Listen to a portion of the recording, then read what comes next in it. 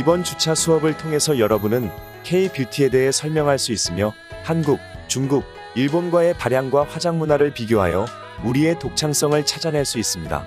그리고 반도체보다 큰 세계의 뷰티 시장에 K-뷰티의 좌표를 찍을 수 있습니다.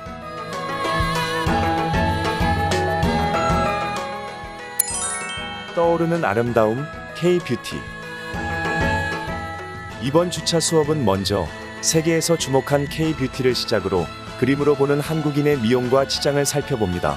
이어서 3차 시에서는 동아시아 속 발양과 화장 문화를 비교하며 4차 시는 유물로 보는 한국인의 화장을, 5차 시는 백옥 같은 피부를 만들 한국인의 미의식을 살펴봅니다. 끝으로 반도체보다 큰 세계의 뷰티 시장에 관해 이야기하며 수업을 마치도록 하겠습니다. 세계에서 주목한 K-뷰티. 이번 차시에서는 K-뷰티의 근원이 무엇인지 이야기할 수 있습니다. 네, 이번 시간에는요, 이제 떠오르는 아름다움 K-뷰티에 대해서 공부해 보도록 하겠습니다. 지금 여기서 보이시는 이 그림 자료를 보면은요, 김정숙 여사께서 아세안의 아세안 정상 부인들과 함께 K-뷰티 페스티벌에 참여해가지고 아모레 퍼시픽의 피부 측정 서비스를 참관하고 있는 모습입니다. 여기에서도 보시는 바와 같이 아모레 퍼시픽은 우리나라를 대표하는 브랜드인데요. 여기에서 주로 하는 게 뭐냐? 여기서 마찬가지로 피부를 측정하는 것입니다. 그만큼 화장에서 아름다움에서 중요한 것은 뭐 여기에 색조를 넣어서 눈썹을 검게, 입술을 빨갛게, 뭐 볼터치를 한다, 이런 것들을 우선해서 가장 중요한 것이 피부이기 때문에 우리나라는 대대적으로 조선시대부터 얼굴의 화장보다는 피부 미용에 좀 더 신경을 썼고, 그것이 오늘날에 이르러서 K-뷰티와 맥을 같이 하고 있다라는 것으로 이해할 수 있겠습니다. 자, 그러면은 이 K-뷰티가 정말 각광을 받는 이유는 무엇일까요? 그리고 그렇게 K-뷰티로 각광을 받게 된 원동력은 또 무엇일까요? 어디에서부터 그 근원을 찾을 수 있을까요? 여기에 대한 의문을 가지면서부터 이 강의는 시작해 보려고 합니다. 뭐 우리나라의 역대 역사를 쭉 살펴본다라고 하면은 뭐 삼국시대 그 이전으로까지 올라가야겠지요. 그렇지만은 기록이 있고 우리가 좀 잘 아는 시대부터 시작한다고 한다면은 조선에서부터 그 원류 기원을 찾을 수 있다고 생각합니다.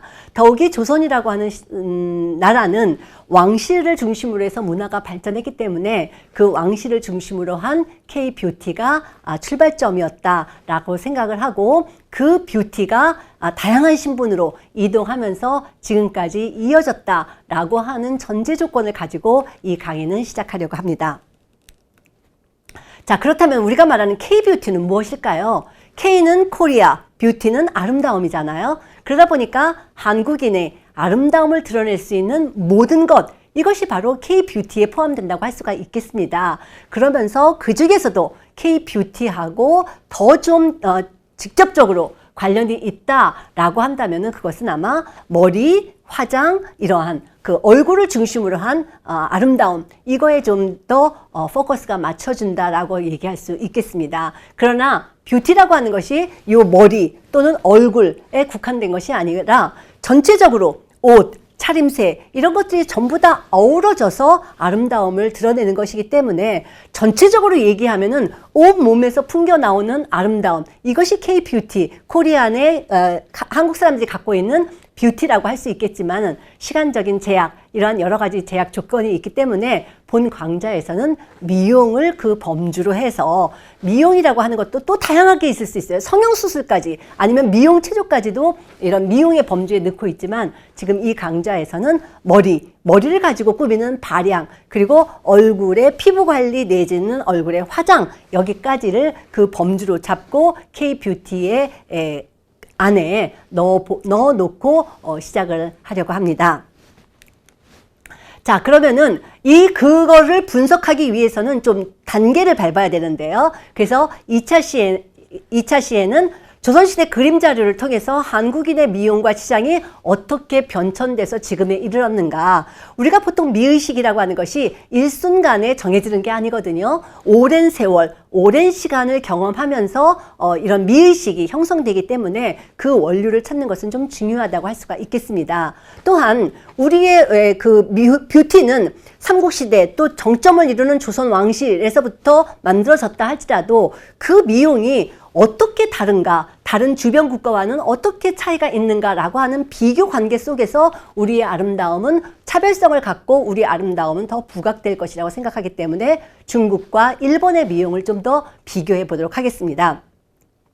그 다음에는 이 화장품이라든가 이런 것들이 그냥 그 안에 있는 내용물이 실질은 중요하죠. 그렇지만 그 내용물을 꾸미고 있는 용기, 화장 도구 이런 것들도 화장 뷰티 산업을 발달시키는 굉장히 중요한 요건이기 때문에 우리 그 조선 왕실에서 갖고 있던 화장 용구, 도구는 무엇인지 그것도 좀 살펴보고 우리가 지금 화장품을 만들어냈을 때 그거의 케이스를 어떻게 만들까 할 때 그런 것들도 좀 활용하는 팁으로 사용하면 어떨까 해서 그런 것까지도 좀 알아보도록 하겠습니다. 이러한 단계를 거치지만 그럼에도 불구하고 가장 중요한 것은 한국인이 가장 K뷰티에 중심이 있는 것은 화장에서도 색조 화장, 얼굴에 컬러를 넣는 것보다는 이 백옥 같은 피부에 더 좀 치중하고 그거의 아름다움을 추구하는 것이 K뷰티의 본류라 생각을 하겠습니다. 그리고 그것이 산업으로 점점 확대되는 추세다 이렇게 얘기할 수 있겠습니다. 자, 그래서 이를 위해서는 여러분들도 한국인의 미용, 치장 이러한 기본 중심을 놓고 주변과 비교하는 이런 공부가 필요할 것이고요. 그리고 어떻게 하다가 그런 K뷰티로 발전할 수 있었는지 원인을 찾아서 분석해 보는 것도 본 강의를 또는 K뷰티에 관심을 갖는 데 중요한 단서가 될 것입니다. 그리고 그 정점에는 조선 왕실에서 발달한 화장품, 화장 도구가 있음을 잘 이해하고 그거에 대해서 좀 조사하고 공부하는 것이 본 강좌를 좀 더 깊이 있게 이해하는 방법이 될 것이라 생각합니다. 먼저 강의를 시작하기 전에 다음 제시되는 문장의 정답을 생각해 보세요. 조선시대 사람들은 세안을 위해 비누를 사용하였다. 5. X 중 하나를 골라보세요.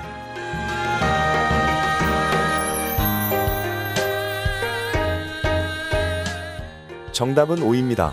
그럼 자세한 내용을 학습하겠습니다.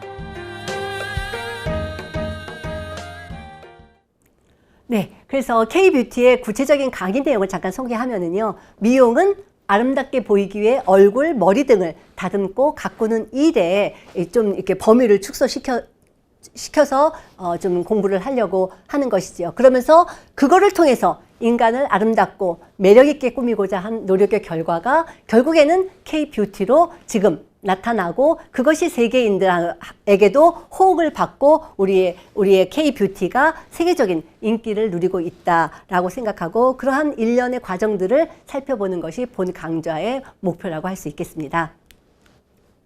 자, 그래서 먼저 이제 그림 자료를 통해서 한국인의 미용과 치장에 대한 흐름을 살펴보고요. 그리고 비교를 통해서 중국과 일본의 발양은 어떤지, 화장 문화는 어떤지 살펴보고 우리와는 어떤 차이를 갖고 있는지에 대해서 연구해 보고자 합니다. 그 다음에는 유물 자료를 통해서 화장 문화에 대해서 조금 더 깊숙이 들어가 보고요. 그리고 그거를 통해서 궁극적으로는 한국인이 추구하는, 한국인이 드러내고자 하는 미의식이 무엇이고 그리고 그 미의식에 대해서 세계인들이 어떻게 반응하는지 그 좌표를 찾아보는 것이 이 본 강의의 목표라고 할 수 있겠습니다. 자, 그래서 끝으로는 이제 그 미의식은 아까도 말씀드렸지만은 단시간에 정해지는 게 아니잖아요. 오랜 세월에 걸쳐서 형성되는 의식이기 때문에 왕실에서부터 천천히 그 과정을 밟아보고 그래서 궁극적으로 지금 떠오르는 아름다움, K뷰티의 원동력이 된 우리의 백옥 같은 피부에 대해서 집중적으로 좀 이야기를 나눠보도록 하겠습니다.